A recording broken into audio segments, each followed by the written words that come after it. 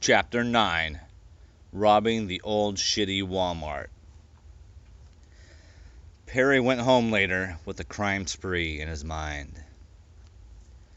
"What's up, motherfuckers?" He busts into his apartment with a new skylight created by the war store.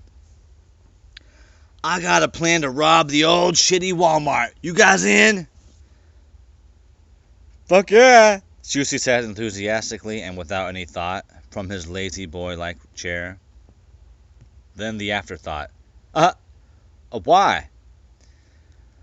"I need some camping equipment," Perry replied nonchalantly, and then made his way over to the couch where Eric was always sleeping, like the guy in Half-Baked, and yelled in his ear, "Wake up, Eric! It's the cops!" Eric flailed wildly for a second and then quickly surveyed the area with very awake eyes and punched Perry in the shoulder. "Asshole!" He laid back down. "Hey man, I'm moving out," Perry explained. "Just wanted to know if you guys are down for one big score. Old time's sake." What?" Eric started waking and sitting up. "You can't move out, man. You still owe me $100. Remember?" "Oh, yeah, man, I'll pay you. Don't worry." Eric liked to act like a pro. "Who's the mark?" "Not who, what?" "That old shitty Walmart," Perry said, reaching out and touching Eric's afro. Yeah, Eric was black, not a white man afro. "Why would you want to rob an old shitty Walmart?" Eric questioned, dodging Perry's touch. Juicy chimed in. "He needs new camping gear." They all shared a laugh. "Nah, seriously. Me and Tony are going on a long camping trip. Elle and Missy are coming too." "When?" "Tonight." "Why tonight?" "It's easy. They're open all night, and because we're leaving tomorrow." Perry laid out his epic plans. Eric shook his head, grabbed the bong, took a big hit, then blowing it out long and slowly. "Let's rock." Juicy laughed and struggled to reach for something in his pocket. "Did somebody say rock?" as he pulled out an 8-ball of cocaine. "Oh, fuck!" a duet of excited druggies exclaimed. They proceeded to do lines and plot their robbery, constantly going off on tangents. Then they did more lines and talked about how Futurama used to be good before it got canceled and brought it back. Then they did more lines and talked about nothing. Then they did more lines. Then they drank beers. Then they did more lines. "You know their night security crew is armed now?" Eric said. "Yep, that's why I'm bringing Bessie." Juicy reached behind his chair and pulled out his shotgun. "Fuck you, Walmart rent-a-cop." He aimed the gun at no one and mouthed shooting it. Ba-boom! "No guns, man. If this is going to be the terrible threesome's last hurrah, let's go out with a bang," Juicy said. He was ready to party. "Yes, guns, man. Guns for the win." They did a few more lines. Grabbed a few beers for the road. Did a few more lines. Then packed the bullet with coke for the road. Then they wanted to do more lines. Then they had to unpack the bullet, do more lines, and then they repacked the bullet, and then they went to go rob the old shitty Walmart. Inside the old shitty Walmart, there were 3 sweaty, greasy security guards in the security camera room. They all would remind you of the chef from Sucker Punch. Just super greasy. Nasty guys. All 3 were Walmart night security. So, of course, they were guys that if you watched any of them eat a meatball sandwich, you would be disgusted to the point of throwing up. The head guard was severely overweight. The second-ranking rent-a-cop was very tall, and the third was obese. They were doing many lines of coke also, and talking about how they wanted to shoot people. Then they did more lines, and they produced more sweat and grease. From the looks of their office, they probably didn't see much action. The inside of the old shitty Walmart was old and shitty. ICs had killed a lot of, quote, brick and mortar stores, and Walmart was one of them. But Walmart wasn't going down without a fight and continued to keep their stores open. Many of the lights inside the store didn't work. Some of the fluorescent lights were broken and dangling, and only about half of the shelves were stocked. All their stores had a grocery section, but there were no groceries. Basically, the whole place looked like a stampede of bulls ran through, and no one bothered to clean up. Walmart pretty much was reduced to being a tiny gun store in a big box store's body. Guns were the only thing they sold. Well, the whole sporting section. That's why Perry, Eric, and Juicy were on their way to rob it. Although robbing Walmart was a pretty common occurrence nowadays, which is why they had 3 armed security guards on duty at 2 a.m.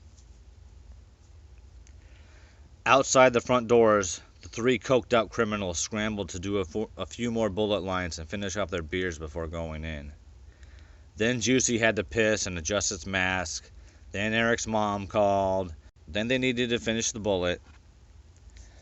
In case we get caught. We don't want to get caught with this shit.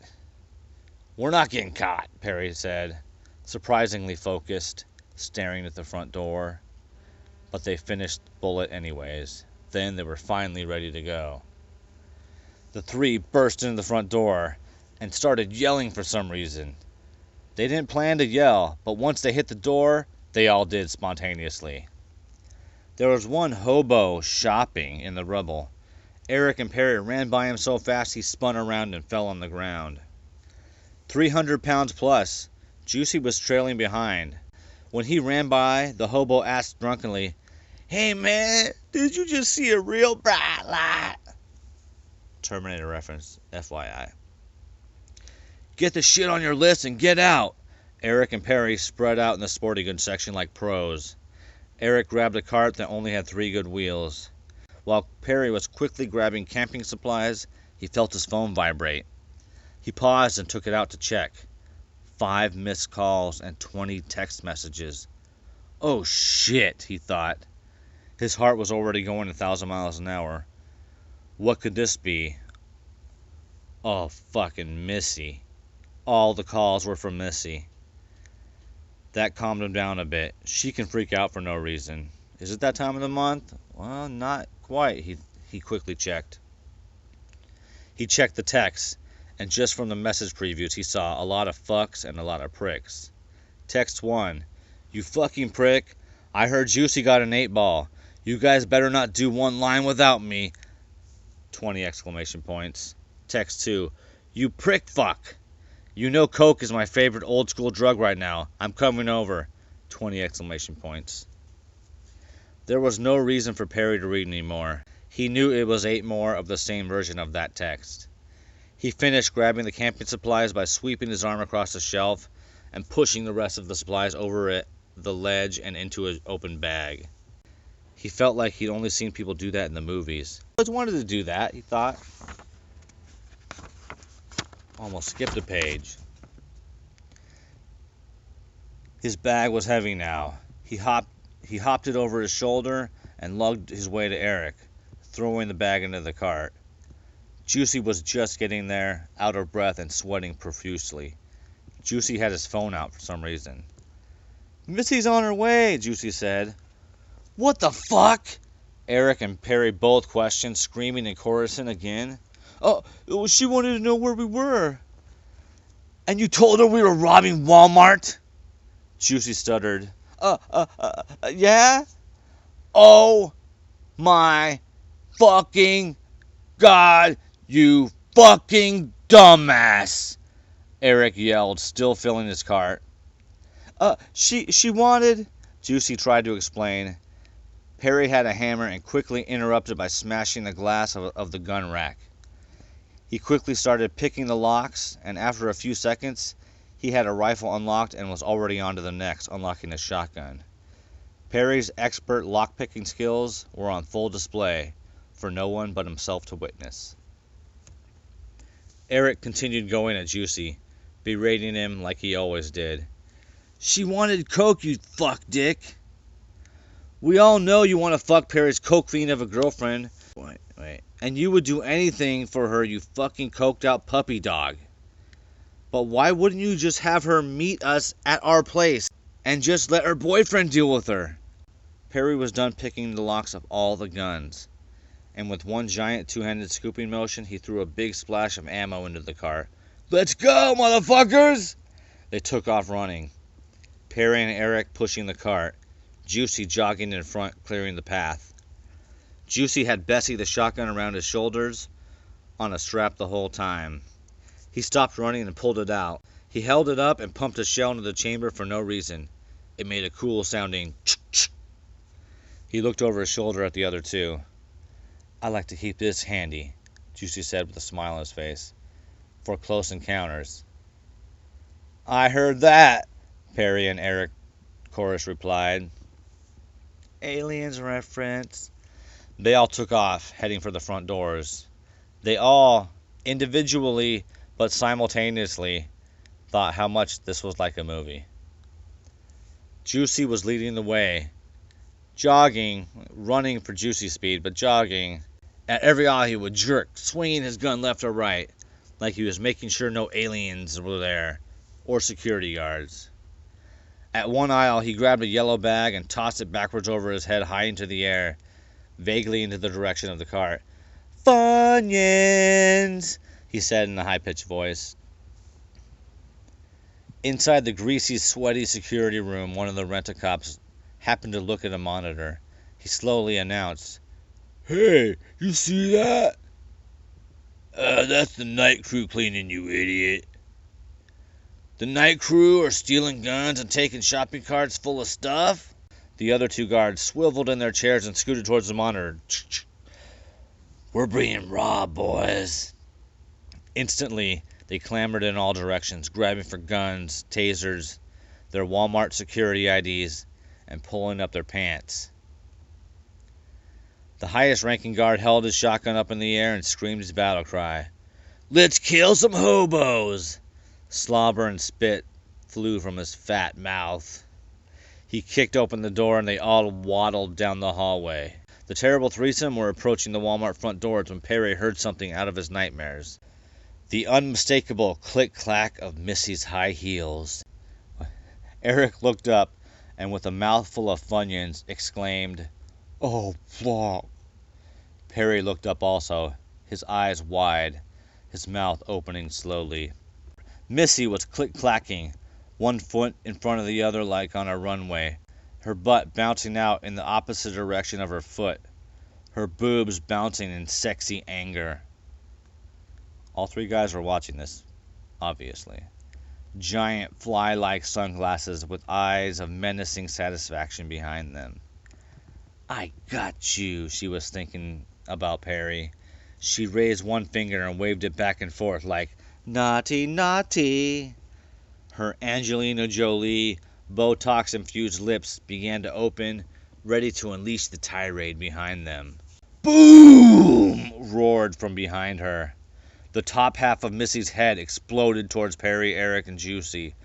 Her hair flew at them like a skunk being hit by a car, brain gore spewing in all directions as it spun. Everything above her bottom lip was gone in a kind of half circle, a stump of shattered bones, ripped veins, and jello chunks of gray matter, topped with her bloody, quivering tongue. The stump that used to be her face gurgled. Her shaking finger dropped to her side and her body plummeted, tits first, into the ground with a sound that was a mixture between a slop and a thud. Juicy reacted quickly, firing his shotgun towards the front door.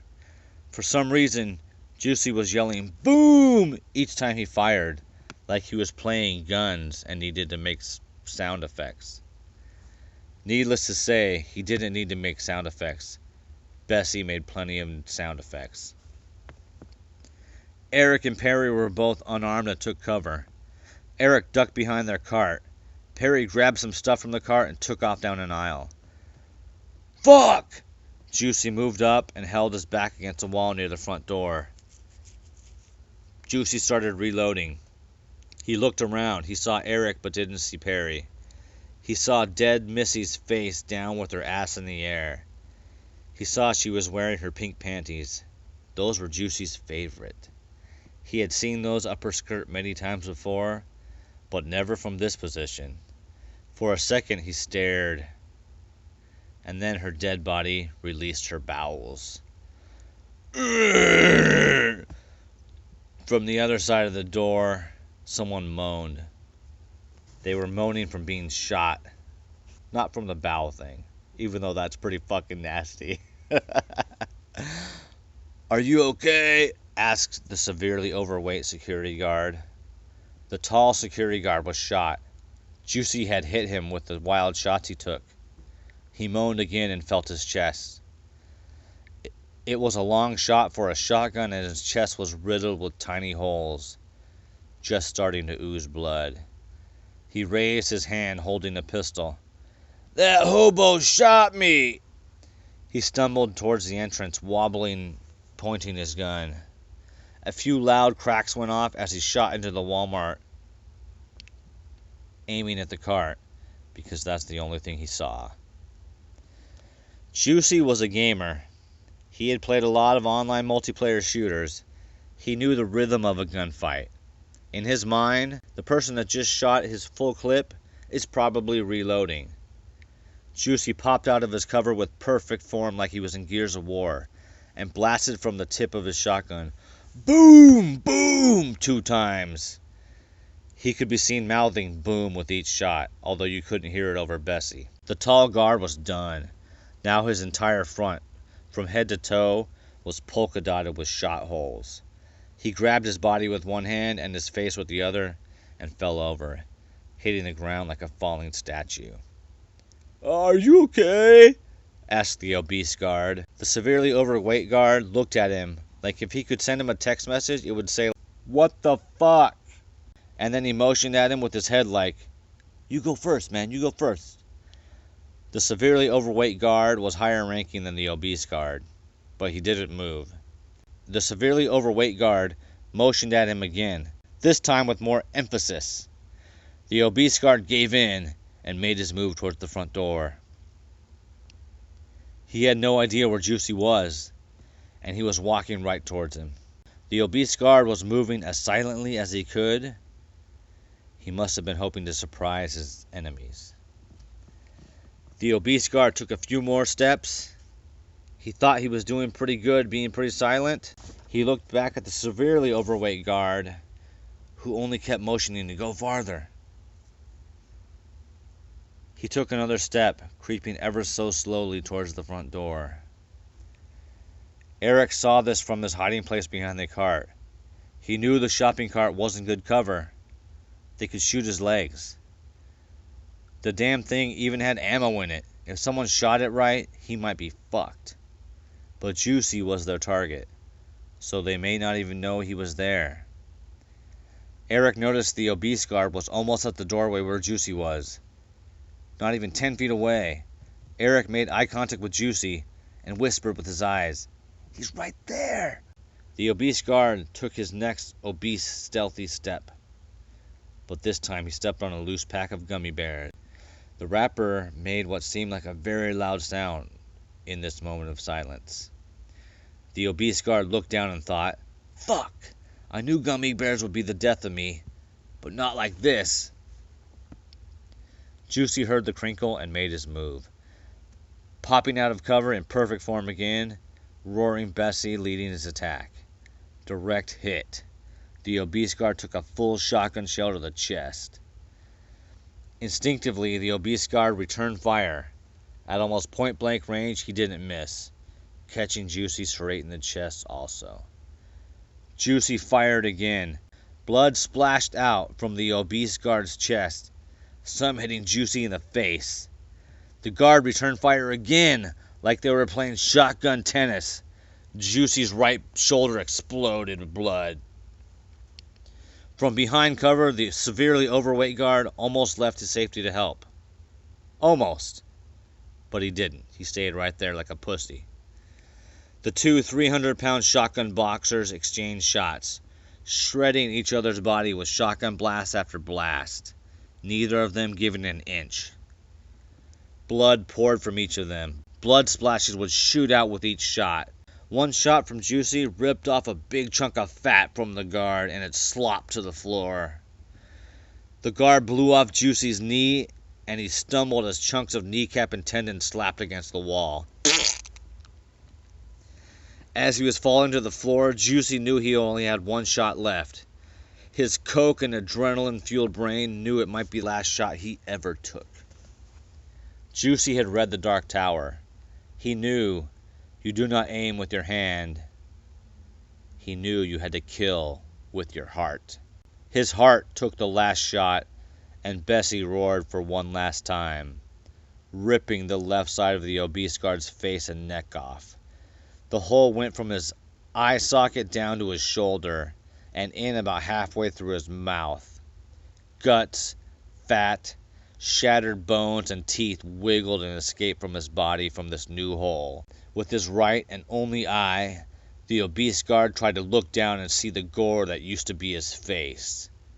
The half of his mouth and throat that was left said, and with a final gargle, a waterfall of blood fell from his face, and he fell over like a flabby, round, bloody tree. Juicy was laying face down, but still conscious. He would be dead any second now. Eric ran up to him. Juicy looked up, saw Eric, and saw his opponent was defeated, and sputtered, "Pwned." Outside the front door, the severely overweight guard was still hiding in cover. He had sent both his minions in with orders to kill, and they were both dead. He thought, "Fuck." Then he whispered, "Fuck." "Yup," Perry said from behind him, his newly acquired shotgun pressed against the guard's skull.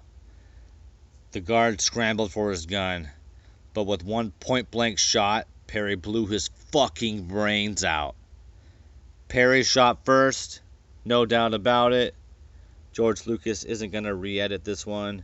Greedo did not shoot first. Perry blew his fucking brains out. Perry just reacted. He didn't plan to kill the guy. He just put his gun up to his forehead. I'm a murderer now, Perry thought. Fuck yeah. He quickly relived the scene. The guy was going for his gun. Perry looked down. The dead body's hand was on his gun, half drawn out of his holster. It was him or me, Perry thought again. He ran over to where Juicy was. Eric and Perry knelt down, both knowing Juicy likely wasn't going to make it. Juicy looked up. GG, guys. My KD ratio was sweet. And then Juicy went limp. We need to get the fuck out of here, Eric said. Perry went over to Missy's body. There was nothing he could do or say. She was just a pile of gore. No face to recognize or say bye to. Her purse fell over and a rainbow dildo spilled out onto the floor and flapped around a bit. Perry shook his head back and forth. That's my girl, he thought. Eric and his cart flew by Perry. 3 good wheels rolling as fast as they could. Let's book it, Eric yelled. Perry took off and they rolled away with their cart full of loot.